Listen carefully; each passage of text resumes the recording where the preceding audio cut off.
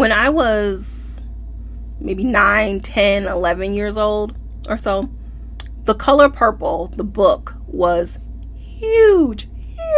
Like, everybody was reading it. It was the talk of the town. And this was before the movie had come out. This is just a book. Everybody was talking about it. And little old me, who apparently has always suffered from FOMO, I wanted to read that book. And so I was like, Mom, I want to read The Color Purple. And she was like, you sure about that? Disclaimer, I grew up as a Jehovah's Witness. I was like, yes, I want to read it. I read The Babysitter's Club and Judy Blume, therefore, yes, I am prepared. I wasn't. I got to chapter 2 and was like, nope, here you go.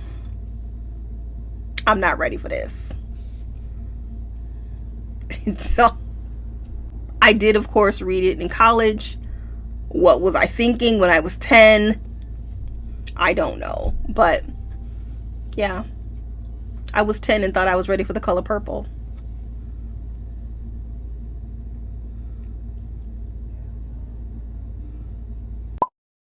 Hey everybody, and welcome back to the Novel Universe with your host Dawn. It's just me today, and today I will be reviewing 1,000 Steps Into Night by Traci Chee. And this is the cover.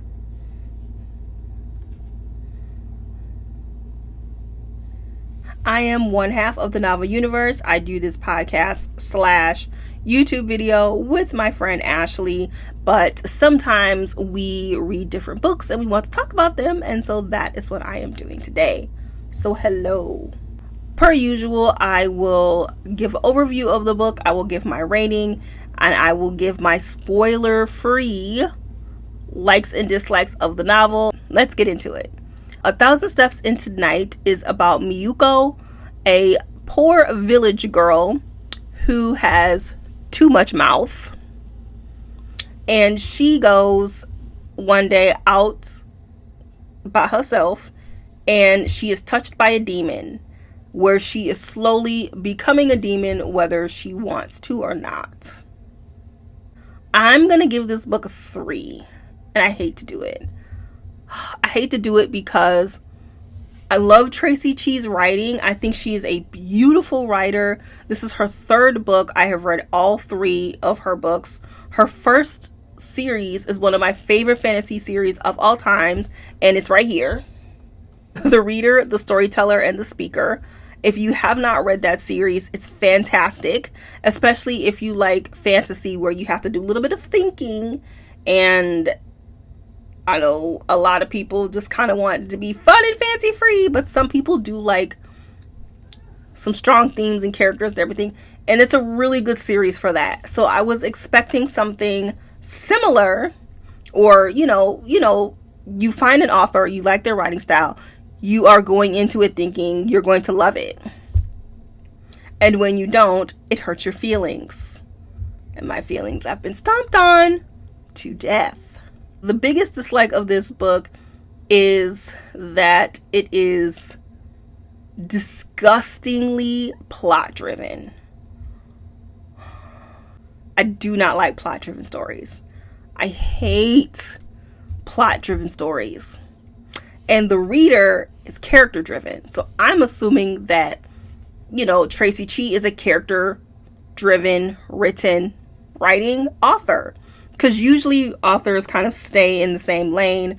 They don't deviate from the lane too much. And they kind of are very similar in their writing style in every book. But Traci was like, left turn, I'm going to do... I mean, when I say plot, it is all plot. It is all plot. It's like... Okay, so one thing I didn't say is that it is a lot of Japanese mythology. Great. But this book has here she goes, walking down the street. Bam, demon over here. Bam, crow over here. Is it a demon? Is it a crow? I don't know. Bam, girl turns to a cat. Bam, these kids are kicking the cat. It's like stuff is just coming at you constantly. And I'm like, I can't handle it. I can't. It's just like, stuff is just like, it's coming at you. It's coming at you. And I don't like it. I like a very slow, character developed story of a young village girl who has too much mouth, and then she finds her voice. What I wanted to read is a story of a village girl who lives in this misogynist world, and she has too much mouth, and she becomes a demon, and she finds her voice and kills everybody. Like, that was what I was hoping for. And I don't do this thing. A lot of people do this. A lot of readers do this, where a book is not what they expected it to be. The book didn't live up to what they wanted it to be. So they're just like, two stars. Like, I don't do that. I'm not rating this book low because she didn't turn into a demon and kill everyone. No, I'm rating it low because it's plot driven and I don't like that. Simple as that. I didn't enjoy it. I didn't enjoy the plot. But if you do like plot driven stories, go grab it, because you're going to love it. Not me. My next dislike is that, and once again, this is uncharacteristic for Traci Chee's writing. The writing is quite on the nose. Like, the main theme is woman power, girl power, feminism, that type of stuff.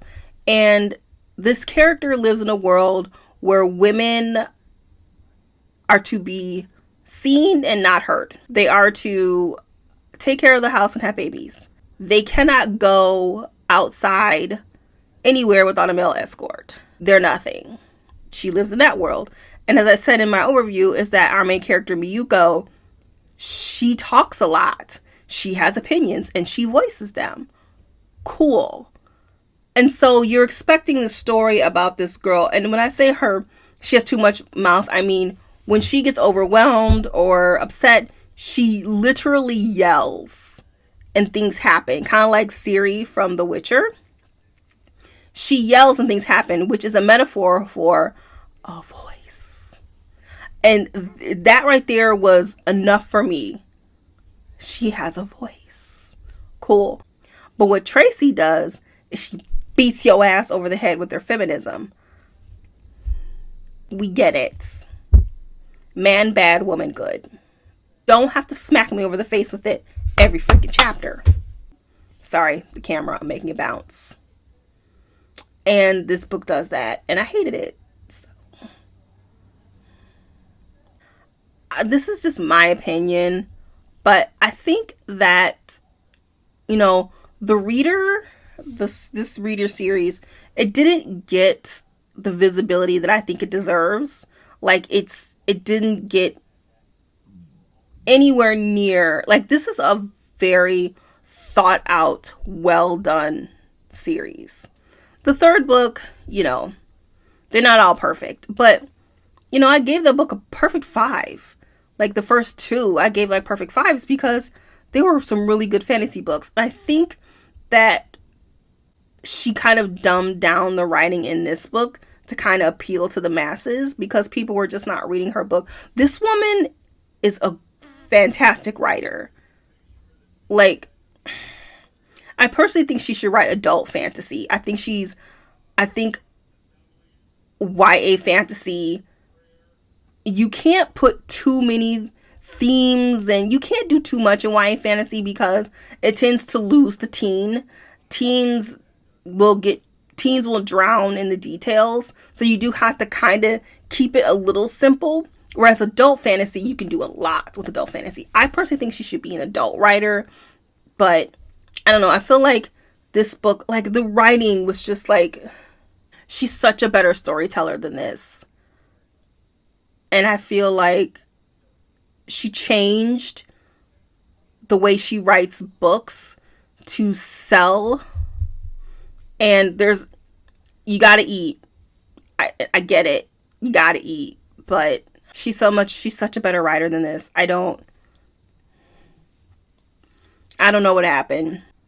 What I did like about this book was the Japanese mythology. Like, there's a lot of, like, Japanese vocabulary and she does like give a pronunciation guide, and she gives a glossary, not glossary, footnotes, to so that you know what she's talking about.